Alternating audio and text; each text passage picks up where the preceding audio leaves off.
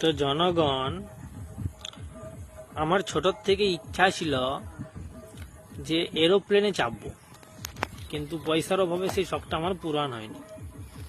তো কালকে কি হয়েছে, কালকে আমার একটা বান্ধবীর সাথে আমি দেখা করতে গেছি। হ্যাঁ, বান্ধবী, আমার লাইফে কোনো গার্লফ্রেন্ড নেই, বান্ধবী, অন্যের বউ।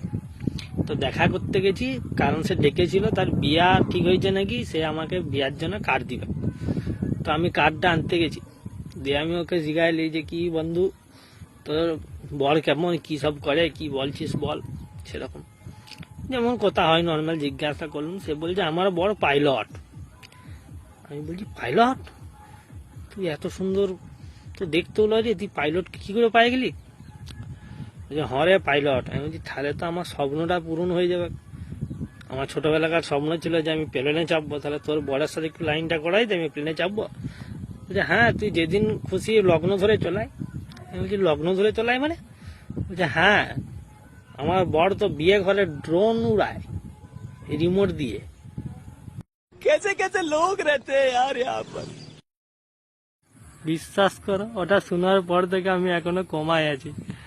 ডাক্তার বলেছে আনলিমিটেড ঘন্টার জন্য তুমি এখন অন্য গ্রহে চলে গেছো।